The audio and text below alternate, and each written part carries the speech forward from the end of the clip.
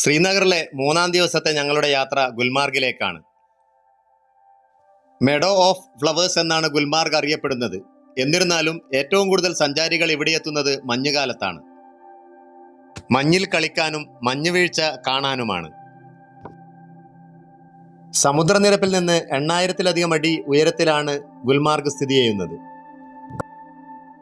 Cable car യാത്രയാണ് ഇവിടുത്തെ ഏറ്റവും വലിയ ഹൈലൈറ്റ്.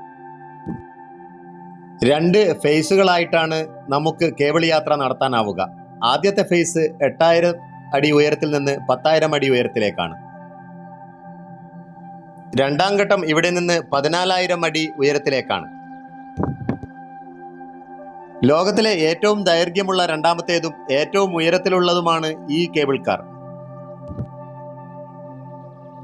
ഗുൽമാർഗ് മഞ്ഞിൽ പുതച്ചു കിടക്കുന്ന സ്വപ്നതുല്യമായ കാഴ്ച. അത് തേടിയാണ് യാത്രികർ ഇവിടെ എത്തുന്നത്. ഞങ്ങൾ താമസിക്കുന്ന ഹോട്ടലിൽ നിന്ന് 53 കിലോമീറ്റർ ദൂരത്തിലാണ് ഈ സ്ഥലം. ഏതാണ്ട് 2-2.5 മണിക്കൂർ യാത്ര. ടിക്കറ്റ് ഓൺലൈനായി ബുക്ക് ചെയ്തിട്ടുണ്ട്. ഒരാൾക്ക് 810 രൂപയാണ് ചാർജ്. ഓൺലൈനായി ബുക്ക് ചെയ്ത് ഇവിടെ വരുന്നതാണ് ഏറ്റവും നല്ലത്. ഇവിടെ നേരിട്ട് വന്നാൽ ചിലപ്പോൾ ടിക്കറ്റ് ലഭിക്കണമെന്നില്ല. മഞ്ഞിന്റെ തലപ്പാവണിഞ്ഞ മലനിരകൾ ദൂരെ നിന്ന് ഞങ്ങളെ മാടി വിളിക്കുന്നു. സ്വയം മറന്നുപോകുന്ന നിമിഷങ്ങൾ. ഈ കാഴ്ച തേടിയാണ് പ്രായഭേദമന്യേ ലക്ഷക്കണക്കിന് ആളുകൾ കാശ്മീർ താഴ്വര തേടിയെത്തുന്നത്. അതൊരു സ്വപ്നമാണ്, മോഹമാണ്, വൈകാരികതയാണ്. എണ്ണച്ചായ ചിത്രം പോലെ അതിമനോഹരമായ ദൃശ്യങ്ങൾ, കാഴ്ചകൾ. തൂമഞ്ഞിന്റെ മൂടുപടമണിഞ്ഞ കുന്നുകൾ, ഈ പശ്ചാത്തലത്തിലൂടെ കടന്നുപോകുന്ന കേബിൾ കാറുകൾ. എത്ര വർണ്ണിച്ചാലും മതിയാവില്ല ഈ അസുലഭ സൗന്ദര്യത്തെ. ഇത്തരം സ്ഥലങ്ങളുടെ ഒരു പ്രത്യേകത, അവിടെ വിടരുന്നതും നിഴലിക്കുന്നതും പ്രതിധ്വനിക്കുന്നതുമെല്ലാം സന്തോഷമാണ്. ഭൂതമോ ഭാവിയോ ഇല്ലാത്ത വർത്തമാനകാലത്തിന്റെ പ്രചണ്ഡ മേളം. ഫസ്റ്റ് ഫേസും സെക്കൻഡ് ഫേസും ഒന്നായി ബുക്ക് ചെയ്യുന്നവർക്ക് 1800 രൂപയാണ് ചാർജ് ചെയ്യുക. ഡിസംബർ മാസം മുതൽ മാർച്ച് പകുതി വരെയാണ് മഞ്ഞുകാലവും മഞ്ഞുവീഴ്ചയുമൊക്കെ. ഭാഗ്യമുണ്ടെങ്കിൽ ഏപ്രിൽ മാസം പകുതി വരെ ഗുൽമാർഗിൽ മഞ്ഞു കാണാനാവും. മാർച്ച് മാസത്തെ അപേക്ഷിച്ച് ഏപ്രിൽ മാസം തിരക്ക് വളരെ കൂടുതലായിരിക്കും. സ്കൂൾ വെക്കേഷൻ ഏപ്രിൽ ആരംഭിക്കുന്നതാണ് ഇതിന് പ്രധാന കാരണം. കൂടാതെ തുലിപ്പ് തോട്ടം പ്രദർശനത്തിന് തയ്യാറാവുന്നതും ഇക്കാലത്താണ്. ഗൊണ്ടോള റൈഡിന് വരുന്നവർ 9 മണിയോടെയെങ്കിലും ഇവിടെ എത്തുന്നതായിരിക്കും ഏറ്റവും നല്ലത്.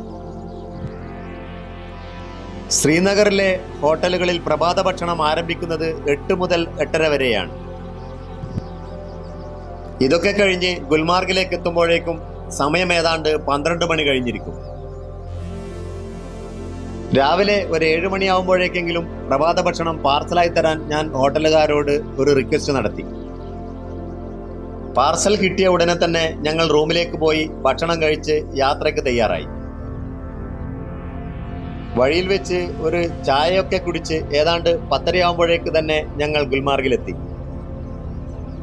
ഗുൽമാർഗ് വരെയുള്ള യാത്ര തന്നെ ഏറെ ആസ്വാദ്യകരമാണ്. മഞ്ഞുവീഴ്ചയുള്ള കാലമാണെങ്കിൽ തന്മാർഗ് വരെ മാത്രമേ നമുക്ക് ട്രാവലറിൽ പോകാൻ സാധിക്കുകയുള്ളൂ. അതിനുശേഷം ടയറുകളിൽ ചെയിൻ ഘടിപ്പിച്ച കാറുകളിൽ വേണം കുന്നുകയറാൻ. ഏപ്രിൽ മാസമൊക്കെ നമ്മുടെ വണ്ടിയിൽ തന്നെ മുകളിലേക്ക് കയറി പോകാനാവും. ഇരുവശത്തും കണ്ടെത്താ ദൂരത്തോളം പൈൻമരക്കാടുകളാണ്.